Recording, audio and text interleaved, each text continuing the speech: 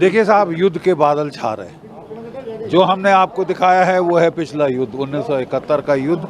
Second lieutenant Arun Khetrapal परम वीर चक्र, 21 साल की आयु पे वो शहीद हो गए थे। ठीक है साहब, मेरे बैचमेट थे, मेरे जिगरी दोस्त थे, और ये एक मेरा हम्बल ट्रिब्यूट है उनको।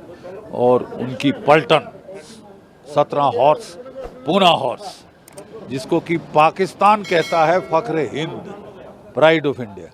कितने सारे राजस्थान के हमारे जो लड़के हैं वो उस पलटन में सर्व कर चुके हैं, और आज वहाँ पे आई भी हुई हैं विधवा उन वीर सैनिकों की जो उसमें शहीद हुए थे अरुण खेत्रपाल के साथ। अगर आज अरुण खेत्रपाल जीवित होते, मेरी तरह 75 साल के होते, लेकिन वो हमेशा हमेशा 21 वर्ष के रहेंगे।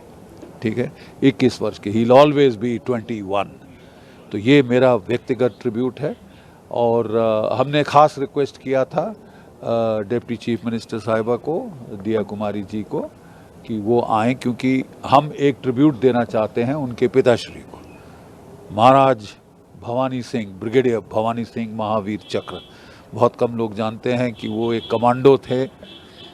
वो आराम से महलों में रह सकते थे, पोलो खेल सकते थे, पार्टियां अटेंड कर सकते थे। पैरा कमांडो में गए, 10 पैरा कमांडो। और जो जौहर उन्होंने 1971 में दिखाया, वो डीपेस्ट रेड 80 किलोमीटर पाकिस्तान में घुस के तबाही मचा दी। ठीक है, और बगैर खरोच के वापस आ गए, मार मूर के गदर मच गया था पीछे। तो हमारी बड़ी ख्वाहिश थी कि हम इन कमांडो किंग, ये हमारी अगली प्रस्तुति है जो हम करने वाले हैं, तो इसके लिए हमने उनसे रिक्वेस्ट किया था कि वो भी इसे देखें। हमारी जो शैली है युद्ध को दर्शाने की, उनको आइडिया हो जाएगा। तो एक व्यक्तित्व को, जैसे कि आपने इस पिक्चर में देखा, जो भाई है वो अपने भाई के बारे में बात कर रहा है, so that flashes out the narrative, flashes out the this thing, एक ह्यूमन फेस देता है इसको। और ये बहुत ज़रूरी है प्रोत्साहन के लिए।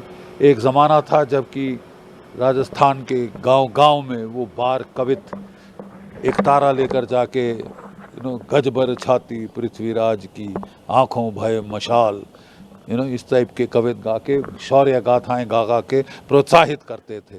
तभी हमारी शौर्य की परंपरा जीवित है। और अब शौर्य दिखाने का समय आ गया है।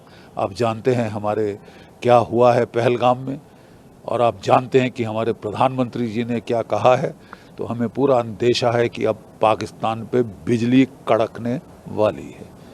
कांग्रेस के जो सदस्य में आए उन्होंने ये कहा कि युद्ध ही कोई ऑप्शन नहीं है। अरे साहब, मेरे को किसी से पार्टी से 2 टके का लेना देना नहीं। ठीक है साहब, हम देखिए, हम सब भारतीय हैं, और जब युद्ध आता है, युद्ध के बादल छाते हैं, सब एकजुट हो जाते हैं। मैं बिल्कुल ऐसे बयानबाजी में विश्वास नहीं करता। बहुत बहुत खेद की बात है, अगर आपने हमारी विधवाओं को रोते देखा है, हाँ, टेलीविज़न के ऊपर, अपने 6 दिन की शादी हुई है और लाश पड़ी है हस्बैंड की। अबे कितने लाशें गिराएंगे हम इस तरह की यार?